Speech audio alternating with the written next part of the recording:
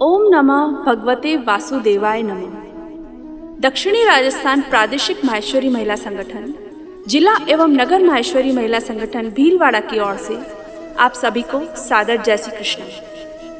जिस तरह कहा जाता है नेकी कर और कुएं में डाल, उसी तरह से कर्म का ज्ञान कहता है कर्म कर और उसे भगवान को सौंप दे। गीता के चतुर्थ अध्याय में कृष्ण ज्ञान, कर्म और संन्यास योग के बारे में बताएंगे और हम इसे लेकर आए हैं आपके लिए सरल शब्दों में।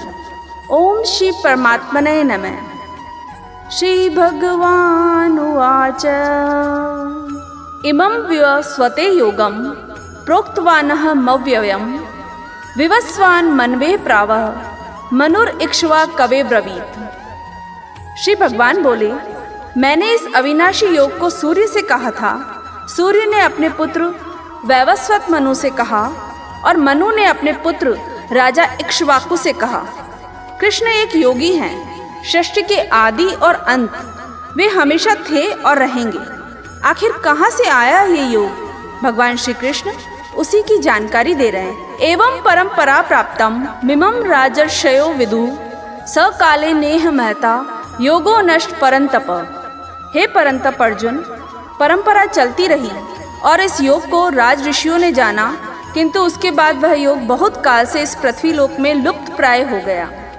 फिर कृष्ण से सूर्य और गीता के माध्यम से हम लोगों तक आया। स एवायम मया तेद्य योगः प्रोक्तः पुरातन भक्तोसी में सखा चेति रहस्यम येत दुत्तमम्।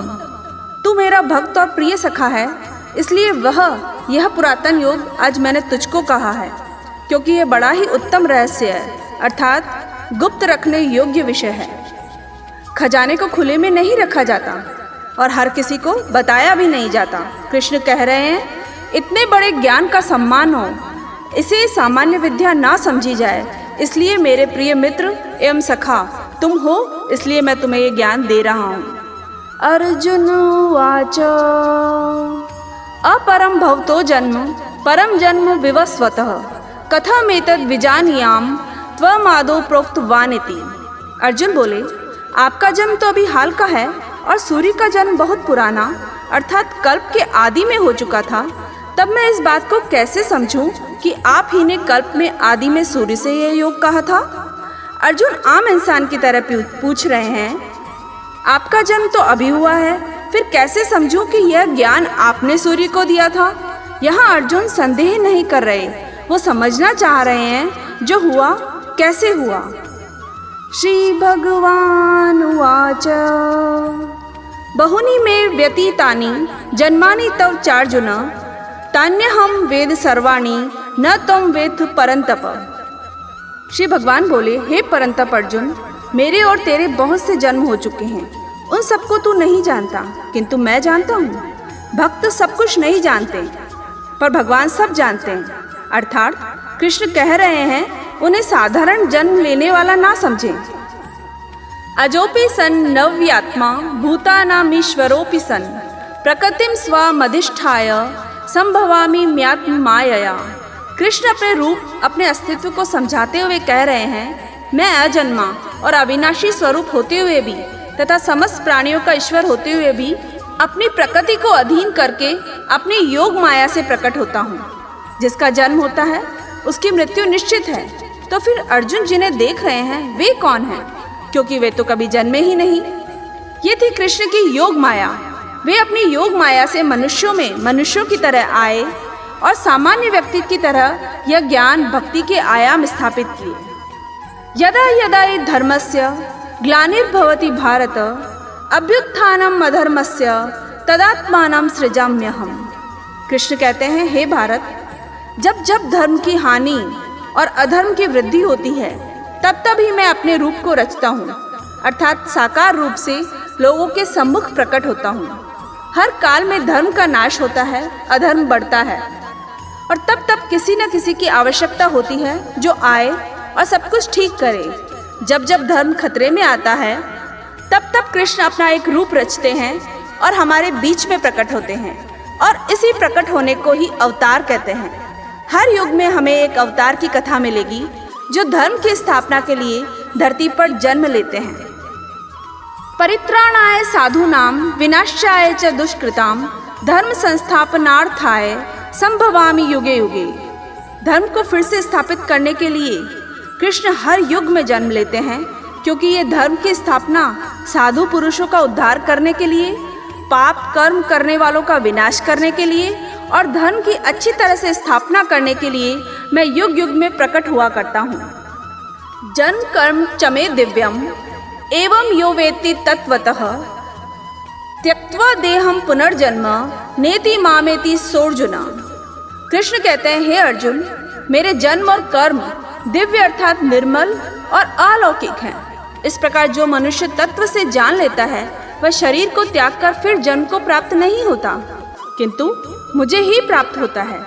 इसलिए उनके अस्तित्व को आसानी से नहीं समझा जा सकता, और जो समझ जाता है वो जीवन मरण के चक्र से छूट जाता है और सीधा कृष्ण में समा जाता है। ये ज्ञान की बातें हैं, कैसे आसानी से समझ आएगी? और जो समझ आ गई तो फिर किसी ज्ञान की आवश्यकता नहीं। वीतराग भय क्रोधा मनमया मामुप्राश्रित बहवो ज्ञान तपसा पूता मद भाव मागधा। पहले भी जिनके राग भय और क्रोध सर्वथा नष्ट हो गए थे और जो मुझ में अनन्य प्रेम पूर्वक स्थित रहते थे, ऐसे मेरे आश्रित रहने वाले बहुत से भक्त उपयुक्त ज्ञान रूप तप से पवित्र होकर मेरे स्वरूप को प्राप्त हो चुके हैं। जिन्होंने अपने मोह को समाप्त कर भगवान से अनन्य प्रेम किया, उन्होंने प्रभु को पा लिया, उन्हें मोक्ष मिल चुका है। इस दुनिया में रहकर उस दुनिया की बात कैसे समझ आए? अगर कृष्ण की माया समझनी है तो हमें पहले अपनी इंद्रियों को वश में करना होगा। ये यथा माम प्रपद्यन्ते तांस तथैव भजाम्यहम् मम वर्तमानो वर्तन्ते मनुष्याः पार्थ सर्वशः। हे अर्जुन, जो भक्त मुझे जिस प्रकार भजते हैं मैं भी उनको उसी प्रकार भजता हूँ, क्योंकि सभी मनुष्य सब प्रकार से मेरे ही मार्ग का अनुसरण करते हैं। यहाँ भजने का अर्थ भगवान की पूजा पाठ से नहीं, सच्चे अर्थों में भगवान को भजने का अर्थ है प्रभु के बताए मार्ग पर चलना। कृष्ण यहाँ कितनी बड़ी बात कह रहे हैं कि जो मेरे बताए मार्ग पर चलते हैं उन्हें तो मैं भी भजता हूँ। कांक्षन्तः कर्मणां सिद्धिं यजन्त इह देवताः क्षिप्रम ही मानुषे लोके सिद्धिर्भवति कर्मजा। कृष्ण कहते हैं, इस मनुष्य लोक में कर्मों के फल को चाहने वाले लोग देवताओं का पूजन किया करते हैं, क्योंकि उनको कर्मों से उत्पन्न होने वाली सिद्धि शीघ्र मिल जाती है। जो लोग कृष्ण के कहे अनुसार कर्म करते हैं और साथ में देवताओं की भी पूजा करते हैं, उन्हें अपने कर्म का फल जल्दी मिल जाता है। कर्म किया है तो फल तो आएगा ही, अच्छा या बुरा, लेकिन कर्म करते हुए यदि मन से भगवान की पूजा की, अर्चना की, तो कर्म का फल अच्छा मिलता है और जल्दी मिलता है। चातुर्वर्ण्यम मया सृष्टम गुण कर्म विभागशः तस्य कर्तारम अपि माम विद्य कर्तारमव्ययम्। यहाँ कृष्ण हमारे समाज की सबसे बड़ी सच्चाई के बारे में बता रहे हैं। ब्राह्मण, क्षत्रिय, वैश्य और शूद्र, इन 4 वर्णों का समूह गुण और कर्मों के विभाग पूर्वक मेरे द्वारा रचा गया है। इस प्रकार उस सृष्टि रचनादि कर्म का कर्ता होने पर भी मुझ अविनाशी परमेश्वर को तू वास्तव में अकर्ता ही जान। न माम कर्माणि लिम्पन्ति न मे कर्म फले स्पृहा इति माम यो भी जानादि कर्मभिर न सबध्यते। कर्म करना है लेकिन उसमें बंधना नहीं है। ये थोड़ा मुश्किल है, पर यह जानना आवश्यक है कि कर्म को पूरी लगन से अपना धर्म समझकर करना है, लेकिन उसमें बंधकर उसके फल के लिए परेशान नहीं होना है। आपने परीक्षा दी, अब उसके परिणाम का आपको इंतजार है। आप सोच रहे हैं न जाने क्या होगा, हे भगवान अच्छा कर देना। ये गलत है। सच्चे मन से कर्म करिए और आगे बढ़ते रहिए। भगवान से ये मत कहिए कि वो सब अच्छा कर दे। आप बस अपना कर्म अच्छा करिए, उसके बाद सब उस पर छोड़ दीजिए। एवं ज्ञात्वा कृतं कर्म पूर्वैरपि मुमुक्षुभिः कुरु कर्मेव तस्मात् त्वं पूर्वे पूर्वोत्तरम कृतम। पूर्व काल में मुमुक्षुओं ने इसी प्रकार जानकर ही कर्म किए हैं, इसलिए तू भी पूर्वजों द्वारा सदा से किए जाने वाले कर्मों को ही कर। किम कर्मेति कवयोप्यत्र मोहिता तत्ते कर्म प्रवक्ष्यामि यज ज्ञात्वा मोक्ष से शुभात्। कर्म क्या है और अकर्म क्या है, इस प्रकार इसका निर्णय करने में बुद्धिमान पुरुष भी मोहित हो जाते हैं। इसलिए वह कर्म तत्व में तुझे भली बातें समझाकर कहूँगा, जिसे जानकर तू अशुभ से अर्थात कर्म बंधन से मुक्त हो जाएगा। आखिर कर्म होता क्या है, कुछ भी करने को क्या कर्म कहते हैं, ये ही कृष्ण बताने वाले हैं। कर्मणो यपि बोद्धव्यम बोद्धव्यम च विकर्मणः कर्मणश्च बोद्धव्यम गहना कर्मणो गति। कर्म का स्वरूप भी जानना चाहिए और अकर्म का स्वरूप भी जानना चाहिए तथा विकर्म का स्वरूप भी जानना चाहिए, क्योंकि कर्म की गति गहन है। 3 शब्दों में कहा है कर्म, अकर्म, विकर्म। कुछ करना, कुछ ना करना और कुछ विशेष करना। ये बातें जटिल व सत्संग के ज्ञान की तरह लगेंगी, लेकिन इन्हें समझ जाएं तो हमारी प्रैक्टिकल दुनिया में जीना एकदम सरल हो जाएगा। कर्मण्य कर्म यह पश्ये अकर्मणि च कर्म यह स बुद्धिमान मनुष्येषु सहयुक्त कृतस्नो कर्मकृत। जो मनुष्य कर्म में अकर्म देखता है और जो अकर्म में कर्म देखता है वह मनुष्यों में बुद्धिमान है और वह योगी समस्त कर्मों को करने वाला है। कर्म में अकर्म अर्थात कर्म कर रहा है पर उसका घमंड नहीं कर रहा, उसके फल के बारे में नहीं सोच रहा और अपने अगले कर्म में लग जाना, यही कर्म में अकर्म जो ज्ञानी लोगों की पहचान है। यस्य सर्वे समारंभा काम संकल्प वर्जिता ज्ञानाग्नि दग्ध कर्माणम तमाहु पंडितम बुधा। जिसके संपूर्ण शास्त्र सम्मत कर्म बिना कामना और संकल्प के होते हैं तथा जिसके समस्त कर्म ज्ञान रूप अग्नि के द्वारा भस्म हो गए हैं, उस महापुरुष को ज्ञानी जन भी पंडित कहते हैं। त्यक्त्वा कर्म फलासंगम नित्य तृप्तो निराश्रय कर्मण्य भी प्रवतोपि नेव किंचित करोति सह। जो पुरुष समस्त कर्मों में और उनके फल में आसक्ति का सर्वथा त्याग करके संसार के आश्रय से रहित हो गया है और परमात्मा में नित्य तृप्त है, वह कर्मों में करता हुआ भी वास्तव में कुछ नहीं करता। जो इंसान कर्म करते हुए उसके फल के बारे में बिल्कुल नहीं सोचता, उसी की उन्नति होती है। इतनी उन्नति कि वो चाहे तो भगवान को भी पा सकता है।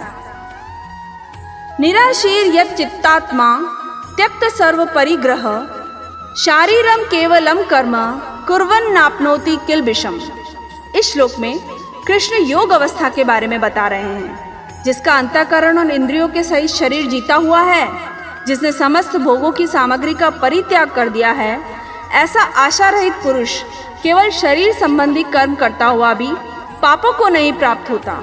जो अपने मन पर विजय पा लेता है वह शरीर से कर्म करता है, अर्थात कर्म करता है और नहीं भी करता है और पाप वृत्ति में नहीं पड़ता। यदिच्छा लाभ संतुष्टो द्वंद्वातीतो विमत्सरः समः सिद्ध वसिद्धो च कृत्वापि न निबध्यते।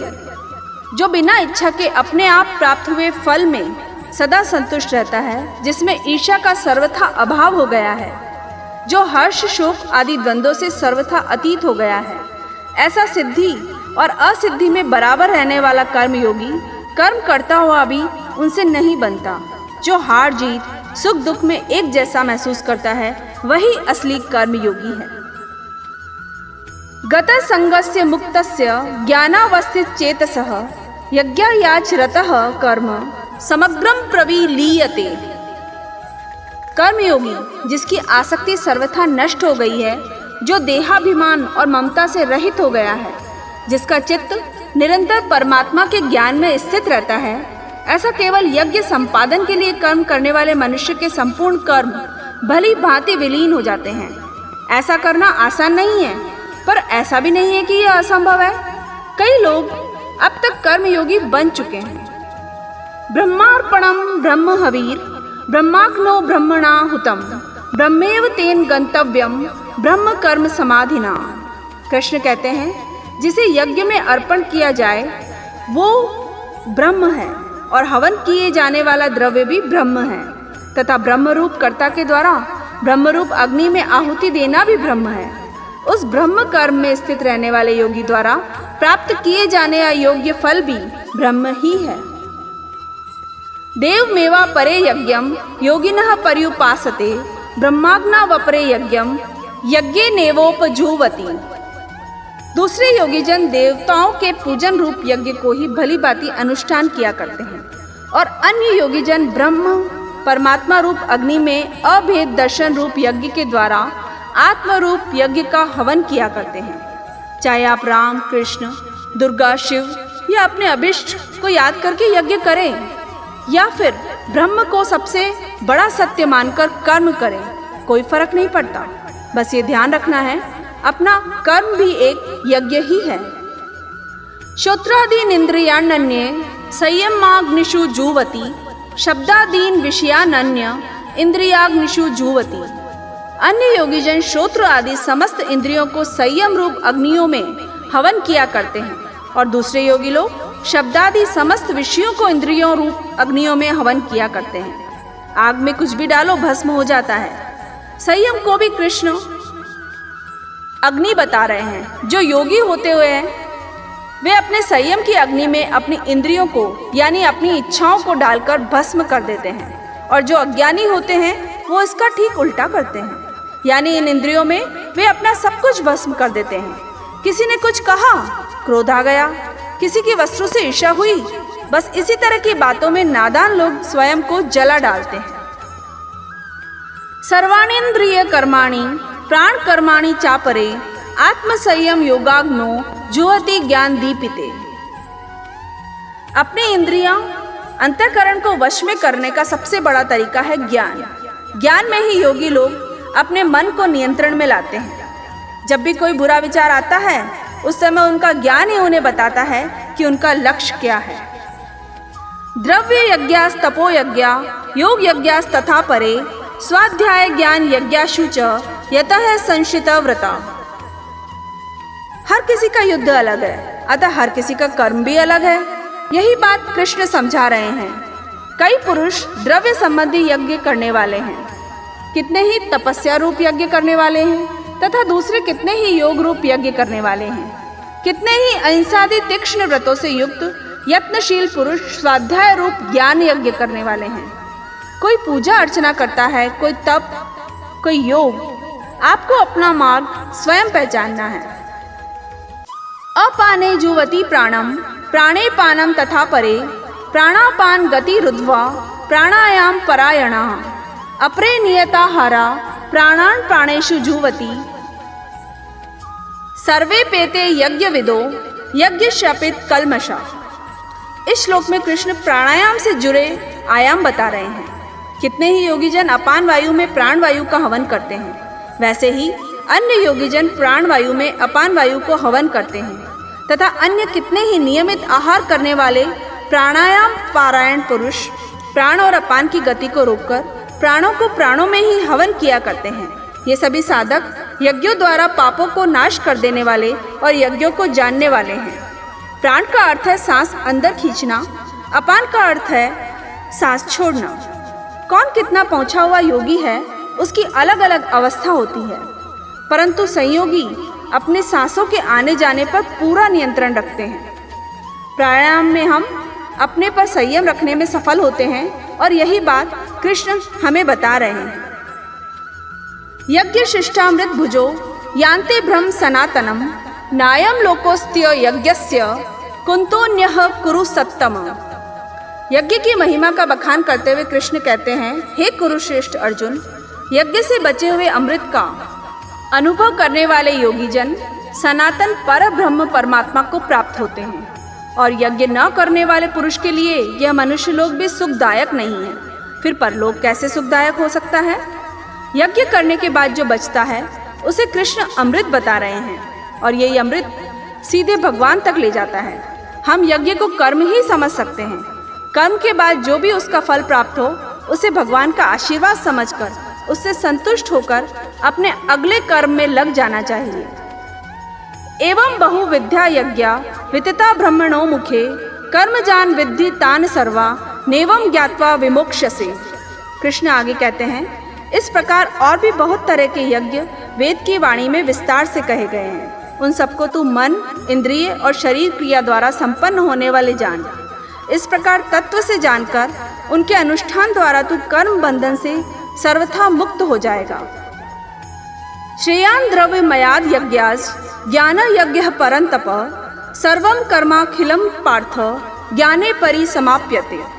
हे परंतप अर्जुन, आहुति चढ़ाकर किए गए यज्ञ से ज्ञान यज्ञ अत्यंत श्रेष्ठ है। ज्ञान द्वारा हमें सीधे ईश्वर से साक्षात्कार होता है। तद विद्धि प्रणिपातेन परिप्रश्नेन सेवया उपदेक्षयन्ति ते ज्ञानम ज्ञानी न स तत्वदर्शिनः। अर्जुन तो भगवान के समक्ष थे, परंतु हम सब तो नहीं हैं। अगर ये ज्ञान हमें समझ नहीं आ रहा तो हम तत्वदर्शी या ज्ञानी लोगों के पास बैठकर इसे समझने की कोशिश तो कर ही सकते हैं।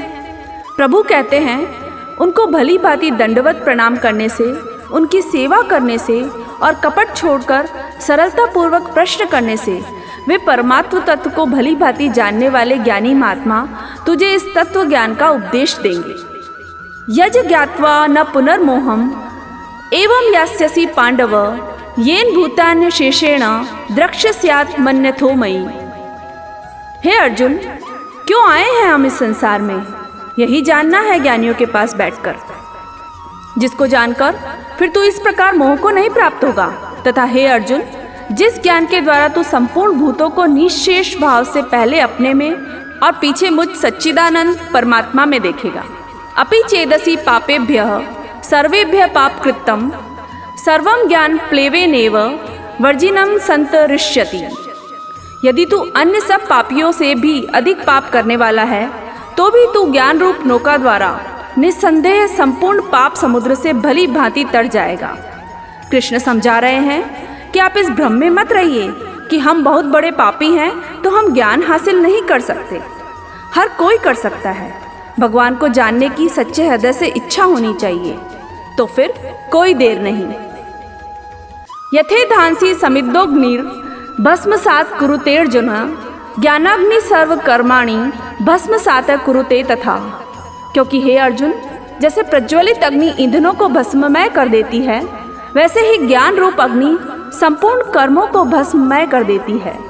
कर्म भस्म हो जाने का अर्थ है आप कर्मों के बंधन से छूट जाते हैं। न ही ज्ञानेन सदृशम पवित्रमिह विद्यते तत्स्वयं योग संसिद्ध काले नात्मनि विन्दति। ज्ञान हर किसी को शुद्ध कर देता है। इस संसार में ज्ञान के समान पवित्र करने वाला निस्संदेह कुछ भी नहीं है। उस ज्ञान को कितने ही काल से कर्म योग के द्वारा शुद्धांतकरण हुआ मनुष्य अपने आप ही आत्मा में पा लेता है। कृष्ण कह रहे हैं, जिसका मन साफ है, जिसे ज्ञान प्राप्त करने की इच्छा है, निष्काम कर्म करने के लिए तैयार है, वो ज्ञान प्राप्त कर सकता है। श्रद्धा वाला लभते ज्ञानम तत्पर संयतेन्द्रिय ज्ञानम लब्ध्वा पराम शांतिम अचिरेणाधि गच्छति। इंद्रियों को जीतने वाले, मेहनत करने वाले और श्रद्धा रखने वाले मनुष्य को ज्ञान प्राप्त होता है तथा ज्ञान को प्राप्त होकर वह बिना विलंब के तत्काल ही भगवत प्राप्ति रूप परम शांति को प्राप्त हो जाता है। अज्ञश्च श्रद्ध धनाश्च संशयात्मा विनश्यति नायम लोकोस्ति न परो न सुखम संशयात्मनः। विवेकहीन और श्रद्धा रहित संशय युक्त मनुष्य परमार्थ से अवश्य भ्रष्ट हो जाता है। ऐसे संशय युक्त मनुष्य के लिए न ये लोक है, न परलोक है और न ही सुख है। यदि व्यक्ति को ज्ञान की लालसा नहीं तो उसके जीवन मरण का कोई अर्थ नहीं, कहीं कोई सुख नहीं। योग संन्यस्त कर्माणम ज्ञान संचिन्न संशयम आत्मवंतम न कर्माणि निबद्धनन्ति धनंजय। हे धनंजय, जिसने कर्म योग की विधि से समस्त कर्मों का परमात्मा में अर्पण कर दिया है और जिसने विवेक द्वारा समस्त संशयों का नाश कर दिया है, ऐसे वश में किए हुए अंतःकरण वाले पुरुष को कर्म नहीं बांधते। जो अपने मन पर विजय प्राप्त कर लेता है, उसे भगवान का ज्ञान जानने से कोई नहीं रोक सकता। तस्मात् दज्ञान संभूतम ऋतस्थम ज्ञानासीनात्मनः चित्तवेनम संशयम योगम आतिष्ठोतिष्ठ भारत। इसलिए हे भरतवर्षी अर्जुन, तू हृदय में स्थित इस अज्ञान जनित अपने संशय का विवेक ज्ञान रूप तलवार द्वारा छेदन करके समत्व रूप कर्म योग में स्थित हो जा और युद्ध के लिए खड़ा हो जा। कृष्ण आह्वान करते हैं अर्जुन को कि अपने अज्ञान को कर्म योग से दूर कर और युद्ध के लिए खड़ा हो जा। हमें भी जब कोई शंका सताए तो कर्म करके उसे भगवान को सौंप देना चाहिए। ओम तत्सदिति श्रीमद्भगवद्गीतासु उपनिषत्सु ब्रह्म विद्यायां योगशास्त्रे श्री कृष्णार्जुन संवादे ज्ञान कर्म संन्यास योगो नाम चतुर्थोऽध्यायः। श्री कृष्णार्पणमस्तु। ये था गीता का चतुर्थ अध्याय। ज्ञान व कर्म के संबंध में श्री कृष्ण ने हमारी आंखें खोली। इसी के साथ अखिल भारतीय माहेश्वरी महिला संगठन पश्चिमांचल उपाध्यक्षा श्रीमती ममता जी मोदानी, दक्षिणी राजस्थान प्रादेशिक माहेश्वरी महिला संगठन से कुंतल जी तोष्णीवाल, अनिला जी अजमेरा, जिला माहेश्वरी महिला संगठन से सीमा जी कोकटा, प्रीति जी लोहिया, नगर माहेश्वरी महिला संगठन से भारती जी बायती के साथ मैं रीना डाड अब आपसे आज्ञा चाहती हूँ। पुनः पंचम अध्याय के साथ आपके सामने प्रस्तुत होंगे। जय श्री कृष्ण।